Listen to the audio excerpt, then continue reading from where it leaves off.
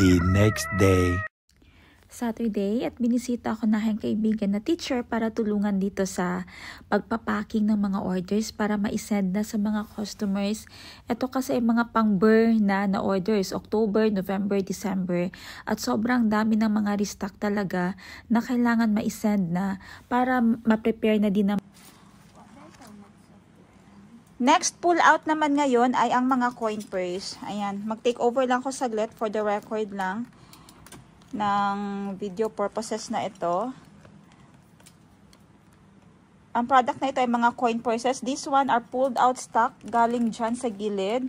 And for the meantime, pag pull out ng stock, ini-inventory na din agad kung kailangan bang mag-restock na or hindi muna. Tinitingnan din yung mga quantity. So, double checking ito.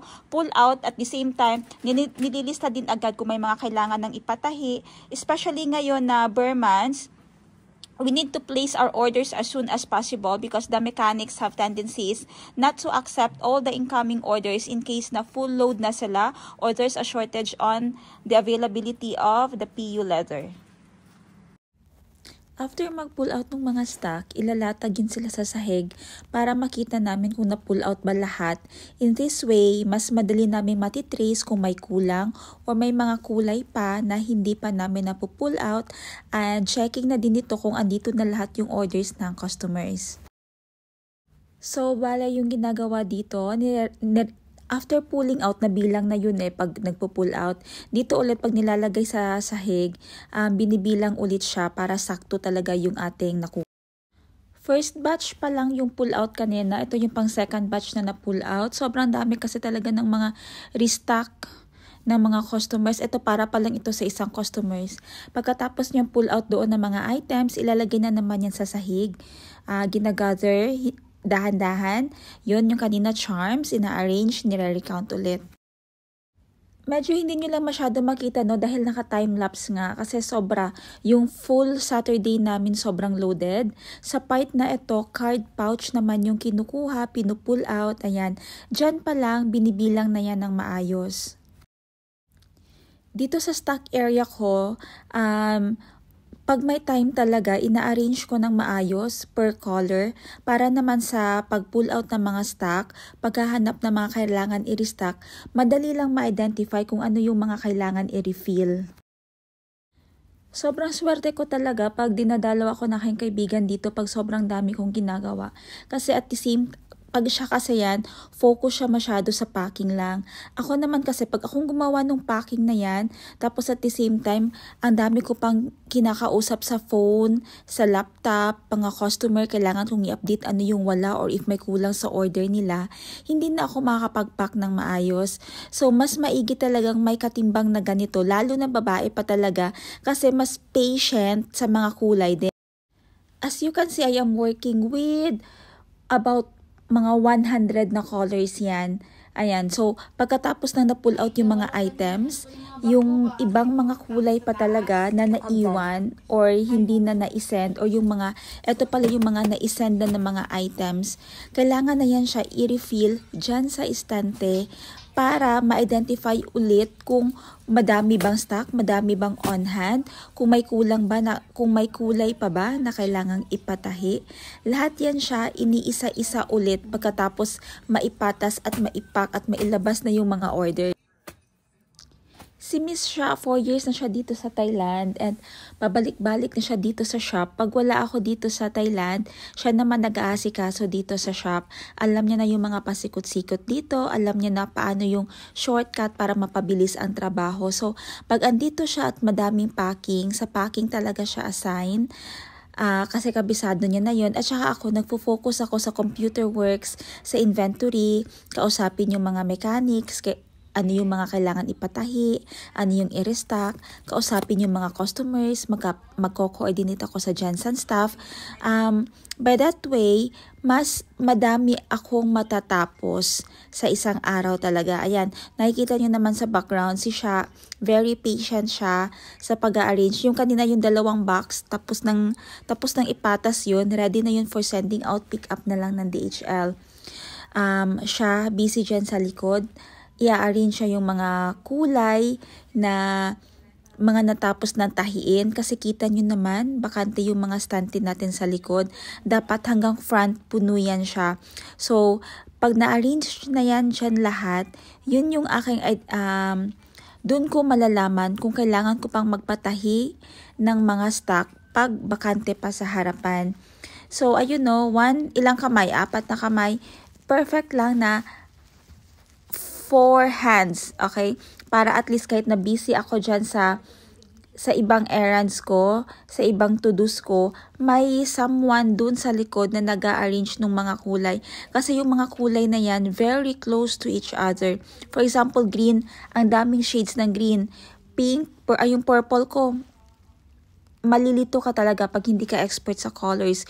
Yung blue, ang daming shades ng blue. Ang daming shades ng yellow. Ayan. So, kailangan maingat dito, lalo na dun sa pagre-restock ng mga charms. Kasi may mga maliliit, may malalaki. Pag sa ibang container siya na ilagay, at ngayon pag nag-pull out kami ng stock, may tendency na ibang design or ibang size ang maibigay sa customer pag pagtaklesa yung hahawak nung trabahong ito. May naririnig kayong mga background ingay ko. May kausap kasi ako niyan sa phone.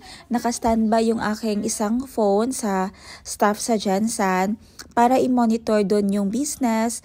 Kung may mga transaction sila na kailangan yung opinion ko, hindi na nila kailangang tumawag sa akin. Naka-standby lang yung phone na parang nasa harapan ko lang sila. Pag may pumapasok sa shop, may nag-i-inquire, tutulong ako na pagsagot sa kanila. So, this time, ang kailangan ko ng someone na kausap yung mga suppliers sa Thailand para kunin sa mga suppliers at i-pick up yung mga orders, i-coordinate sa cargo kung ano yung mga kailangang pick upin. So, imagine nyo pag wala si Miss Sha dito, wala akong matatapos talaga na trabaho kasi hindi ko pwede iwan yung aking mga ibang to-dos din. So, hindi ko na ma-maximize ba? Hindi ko na-extract ang full potential na pwede kong magawa sa isang araw. Hindi ko naman pwede kasing sabihin na ay ayaw ko na niyan kasi hindi na kaya. As much as kaya pa talaga namin ng mga staff. Pero ang problema lang talaga, hindi kulang pa yung may strategy lang Hindi ko pa nahanap yung tamang strategy. So darating din tayo doon, darating din ako doon. For now, pinag-aaralan ko muna paano talaga i-maximize. Sayang din kasi kung yung mga customers tatanggihan. Sayang din na sabihin na ay hindi ko kasi malakihan siya Sayang din na sabihin natin sa kanila na pass lang muna madam, hanap na lang muna kayo ng iba. Lalo na yung mga katransa ko ay years na po. Over a decade na, nasa akin pa din kumukuha. May mga doctor clients, may mga malalaking businessman from different countries. May mga local pa yan, may mga expats sa iba't ibang countries na sa akin nagdi-deal. Just recently, meron akong client from Bangladesh. Kailangan niya kumuha agad ng passport coverage rush. Nakita niya yung uploads ko na very strict ako sa quality. So, dahil hindi ako nag-entertain ng walk-ins dito, dahil ito ay aking bodega lang talaga, sinabihan ko siya na i-deliver na lang sa hotel mo. So, yung pagdating niya talaga ng Thailand, pinadeliver ko na agad sa hotel niya. And when he saw the designs, ang sabi niya ay, wow! Perfect. Ang ganda ng quality mo, Shein. Thank you so much for this. I will take this to Bangladesh and definitely I will order again from you. So, it's been a week later. Ngayon, nag-message siya sa akin na, Shein, I'm going to restock again. Next week, I'm sending you my list for a while. So, ayun, sobrang happy naman dahil nagustuhan yung mga designs and ang quality. Magmamaritesan muna kami, kukumustahin ko lang yung personal life ni siya. Kakausapin niya din ako, magkukumustahan muna kami, konting chika lang, anong mga current ganap. Time for us to catch up dahil minsan na din siya nakakapasyal dito sa akin ngayon dahil magbe-break na at bored siya. O nami-miss niya ako. Hindi, matulungin ko talaga yan si siya. At pag andito siya sa akin ay ganun lang, masaya lang kayo makasama at ang bilis talaga ng mga natatapos namin pag andito siya sa shop.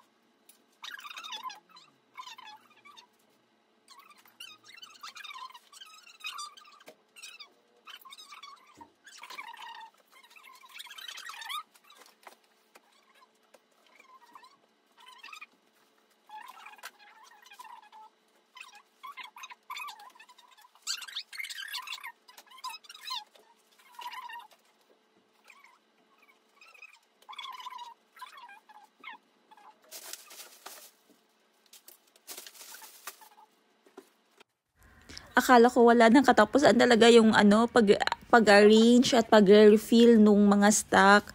Finally, natapos na din at mawawalisan na din ang sahig. Nabakante na yung area na yan. Kasi yan yung area na yan. Yan yung packing area, inventory area. Diyan nilalagay yung mga orders muna, bibilangin, ipapatas, pipicturan bago isend. So finally, bakante na siya. Magva-vacuum na kami and tawag niyan, magmamap na din. So, sobrang happy ako dahil na-assist ako ni Sha today. Ang dami naming natapos sa buong araw. At saka, ang biggest accomplishment ay yung nalagay na sa box yung mga orders, na-refill na yung mga andun sa istante. And lastly, nalista ko na din ang mga kailangang i-restock, ready na ulit for restocking on October and November para naman yun sa next year, 2025 na mga supplies. Tapos nang maglinis sa shop, may bakanting oras pa, may nakita ko dito mga new color collections. Ito ay vinivideo ko lang, lumabas lang ako ng bahay, kumuha ng magandang lighting at vinideo ko itong mga kulay na available on hand dahil ipopost ko ito, share sa Facebook at ibibigay sa mga clients ko sa WhatsApp para makita nila ano yung mga updated colors na pwede nilang pagpilian para sa birth supplies nila. Ayan, nakakakilig dahil sobrang ganda ng mga new macaroons collections natin. Abangan yan sa ating Facebook, ipopost po namin yan ang mga bagong update at mga gift sets na available para dun sa mga gustong gift sets naman ang ibebenta nila ngayong December. Pumunta lang ako ngayon after a long day, kailangan lang kumain, kailangan mag-cheat day, kailangan lang ng pampagana. Katong daing last time na ni siya, abi na ako covered na hanto dito sa Pikas, wala di ay. So, may malaking market dito sa katabi ng village namin. May pabentang pagkain and then sa area na yun, pwedeng umupo. And today, kailangan ko lang siyang kunin talaga, ilabas, hahanapan ng magandang lighting para sa bandang doon may mga ukay. Yung mga colors na yan na tag bago 10 sa baht ang passport benta nila covers ngayon, collection. nasa 16 Hindi lang pesos. passport Ayan. covers, but meron Ibang din siya sa ukay key dito holders, dahil mga at saka sa nakahangers coin yan. purse natin. Pero hindi So, magandang ayan siya, mag-ukay kailangan ngayon ko lang kasi talaga ayan, i-document kasi i-ready yan siya for reels and babagsak ang advertisement. ulan. Ipapakita na naman Sige, yan tingin sa lang tayo ng iba't ibang kakainin natin, clients baka mag-change worldwide pa ang plan. para ipasok Andito dun din yung sa favorite ko brochure ngayon na nila kainin. at makita nila Saan yun? Ito na ayan. ito yung bagong Crepe. added collection sa colors. Saan yung roti? Ayun.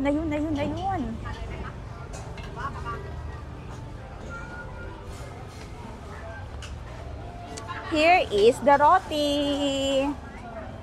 Ayan.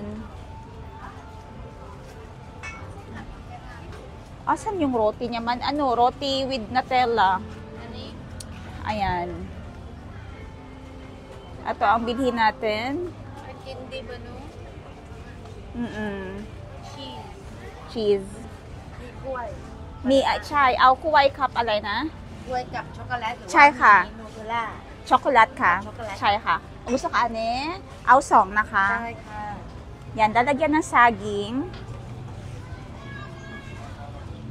กล้วยช็อกโกแลต Kay, ano,มีไหม อะไรนะ ตำอะไรนะ หั่น ใช่ ถ่าน ใช่ค่ะ Sabi ko lulutuin dun sa kalan nila. Ayun yung kalan na maitim, mainit.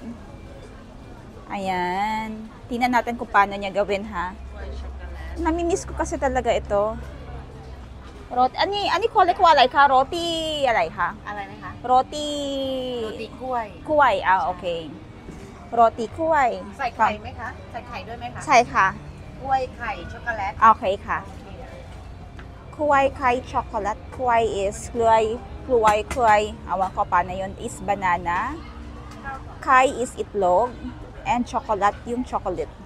Ayan, so nilagay niya yung itlog. อันล็อก Yes ha. Nilagay niya yung itlog.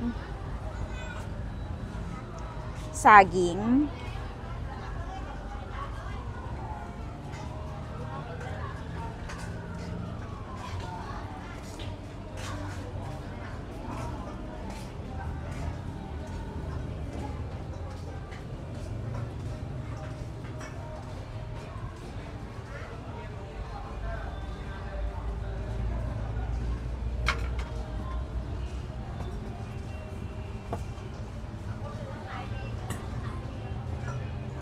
Tapos yung pin-prepare niya na roti.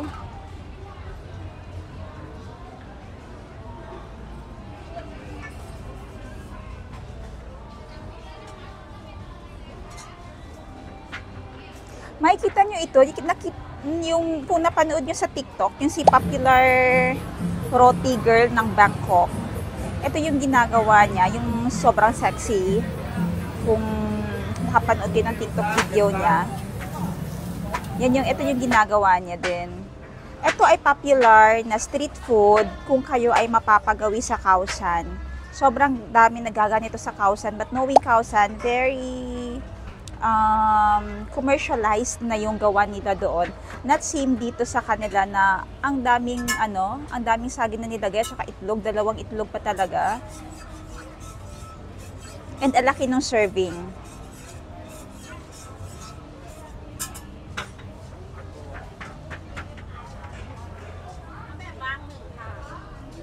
Ayan. Lagay niyo lang sa taas ang saging, itlog. Mukhang masarap. Ang sarap din ng roti nila. Ang sarap ng pagkagawa. Ang sarap ng timpla.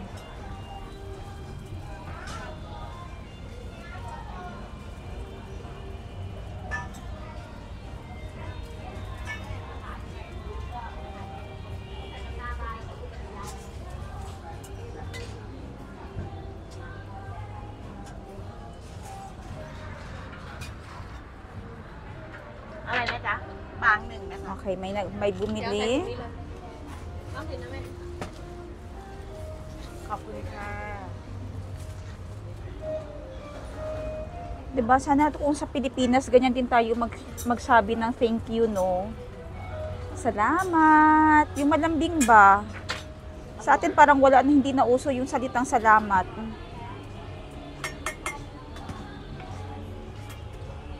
Busog na, pang dinner na din ito. Kita nyo, may itlog, protein na yon, may saging, carbs na.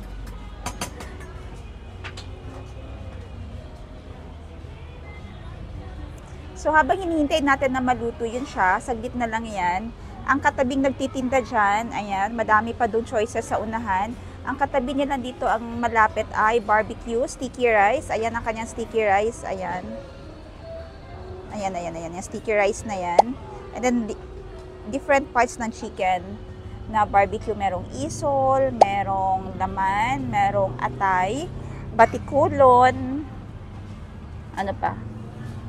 Yun na so far nakikita ko. May papa, may chicken thigh, meron din. Ayan. Yan siya, yung sticky rice 5, tapos bili ka lang nung 10 baht. So, sa 15 baht mo, busog ka na talaga. 25 pesos, sobrang busog mo na, lalo na sticky rice. Napakaraming hindi napakarami, anong tawag nito? Masyadong compressed yung pagka-pack. So almost done na yung sa akin. Gagawa naman siya. Dito is kailangan mo talaga ng patience.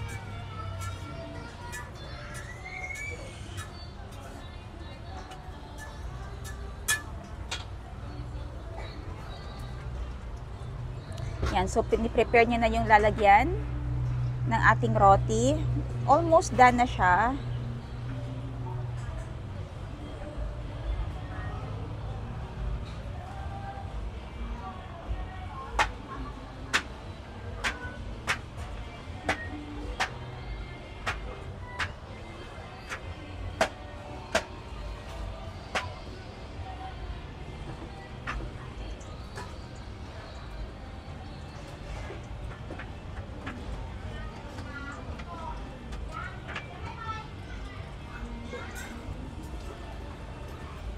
Tapos yung fire pala, kita niyo yung fire, hindi naman masyado, hindi masyado malakas.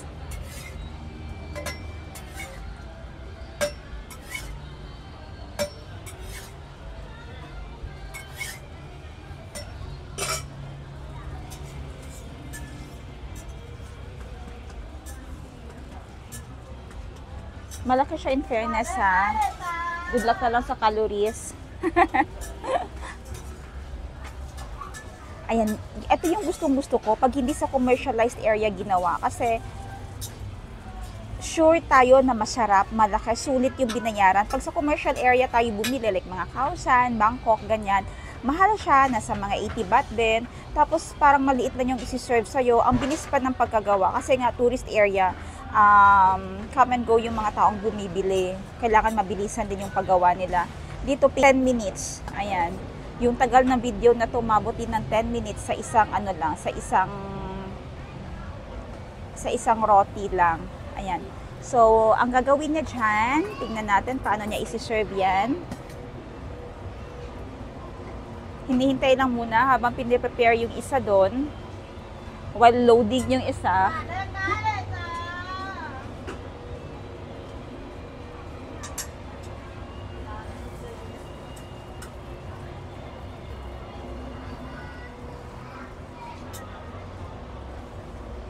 Sarap. Pwede naman ito gumawa ka ng sarili mong dough, tapos gaganyanin mo lang in very low fire.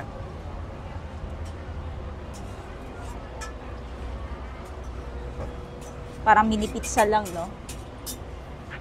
Ayan. So, yung isa, papahiran ng butter. Grabe ang fats, ha? Lalagyan ng Nutella sa taas. Sorry, it's chocolate. And gatas. Hahatiin muna para bite size lang natin, no. Nakakapaso naman kasi pag hindi hahatiin.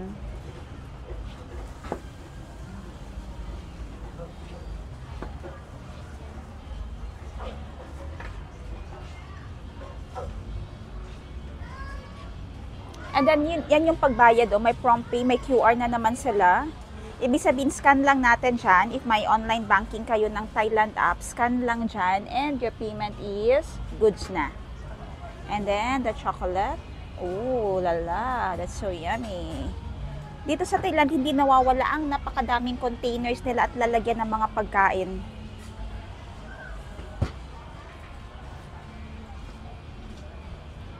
So, ayun. Tapos na nga ang ating serving ng ating roti.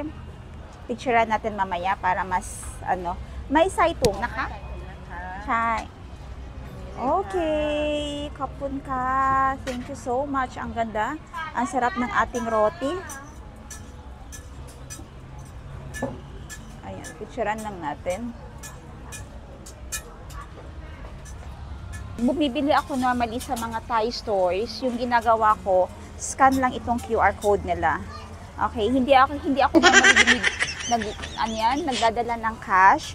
So sa akin, meron ako mobile banking nila. Example ito, Bangkok Bank ang aking gagamitin. Scan lang natin yung QR. Ayan. Loading. Lagay ko yung aking PIN.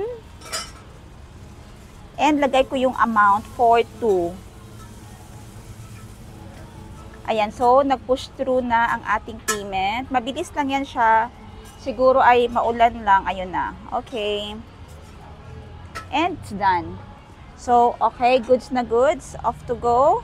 Ready na ang ating Thai roti. Nam nam nam. Leproy na ka. Di natin palalampasin ang moment na ito na picturean yung roti natin. Of course, pang documentation na rin yan, ano? Mas masarap ito compare dun sa mga roti na nasa Bangkok, promise.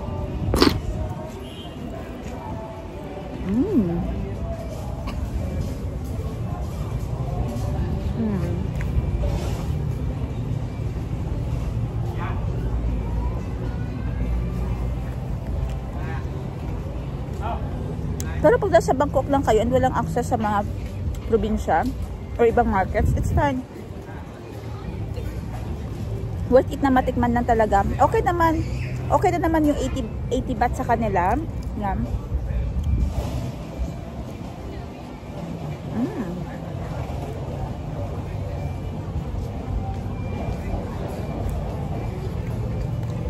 Panas ang kakapoy. Lamig no? Ang masarap pa talaga sa Thailand, yung mga snacks nila, mainit mo pang makakain. Not same with, I don't know lang ha. So, Jansan, deprived masyado sa ano, sa masasarap na snacks. Or, balik-balik na lang yung choices mo. Kaya naman, yung goal is habang malakas, maghanap buhay ng ano yan, ng puspusan ba. Ang pag naka-income ka na, treat yourself. Buy something new kasi life is short talaga. Kainin mo yung gusto mong kainin kasi pera lang yun eh.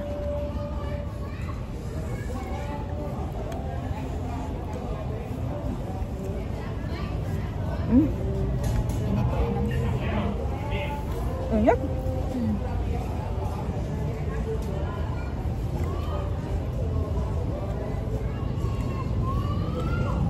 Thank you so much for watching this episode, watching my ganap for today. This video documentation of my ganap is only for my memorabilia purposes. Kasi feeling ko, ano ba yan nangyayari? Feeling ko, in the future, magkaka-Alzheimer's ako. So, this one is tambak of my memories. Vault siya ng aking mga memories. Even sa personal life ko, I am very willing to share it and parang palaganap tayo ng lagim sa mga teachings ni Achi. Hindi naman. Pero this YouTube channel is only for my documentation of what I am doing para naman 10 years, 20 years from now, may mga memories ako ba? Okay, this is not intended for profit or pataasan ng mga viewers or tawag niyan, padamihan ng subscribers, padamihan ng comments, ganyan, wala ako. Nag-enjoy kayo, I'm happy. Kung hindi naman, bahala kayo. Kasi I don't care talaga, promise. Wala akong pakialam sa mga bashing or kung galit kayo or naiinis sa vlog, wala lang akong pakialam, guys. So, wag na kayong mag-ano ng energy na andito kayo ha. Kung high blood kayo kasi life is short, wag kayong high blood ha. Yun lang, tatapusin. Butan nga kami ng ulan dito ngayon sa market. For me lang, no, kawawa talaga yung mga negosyante pag maulan. For example, itong stall na to, nagbebenta siya ng mga shake, smoothie, ganyan, mga iced drinks. Paano bibili yung tao kung hindi makakapunta dito dahil nga maulan? Sobrang lakas ng ulan, no. Doon sa labas, highway na kasi yan doon. Doon medyo sa unahan, ayan lang oh, yung may nakaupong nakaputi. Sa unahan yan, merong nagbebenta siya ng pagkain na may mga tables sa palibot niya. Wala siyang area katulad nitong Katulad niya na may roof. So, basa sila doon banda. Pero safe yung pinaglulutuan nila. Yung basa lang yung mga pinggan. Isa ito sa pinakamalaking market na malapit sa akin na minsan ko lang din napupuntahan ngayon. Gustong-gusto ko sana pumunta nung weekdays, nung Wednesday. Kasi yun yung time na sobrang daming nagbebenta. But then, alas 4, alas 5 ata, bumagsak yung ulan. And yun kasi ay nasa open. Ang palibot nito ay open area. Yung mga nagbebenta naman ay mga naka-pick up, mga nakakotse, nilalatag lang nila dito sa simento nga yung mga benta nila, lalagyan lang nila ng banig, and then pwede ka nang tumingin-tingin sa benta nila. So yun, sobrang lakas ng ulan, so naawa ako sa mga negosyante gano'n, no? Only negosyante can feel how it feels kung umulan. Ang dami kong memories na nagbebenta na nauulanan nung mga bata pa kami. Example nun yung nagbebenta kami ng isaw sa may basketball court na malapit sa amin. Isaw, mga sinugbang saging, ganun. Tapos biglang umulan. May payong lang kami na maliit kasi kailangan talaga makabenta.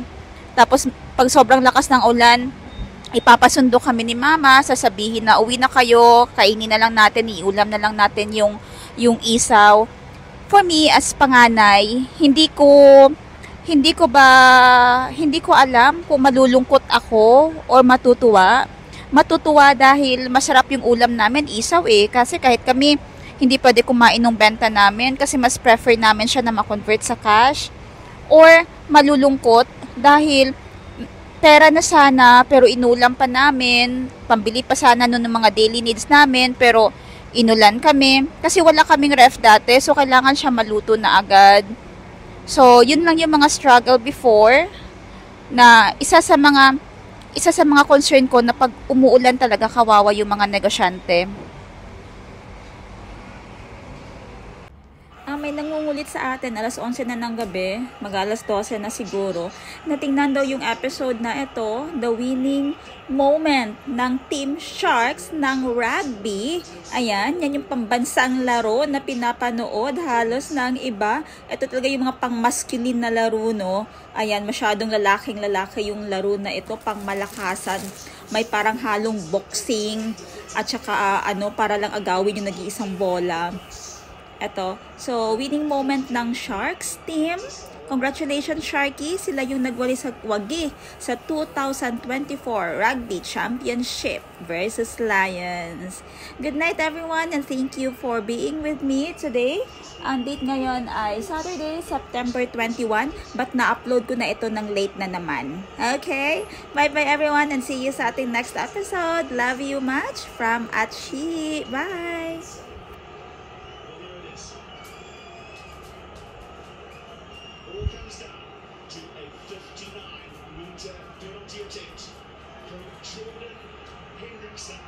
It's on its way.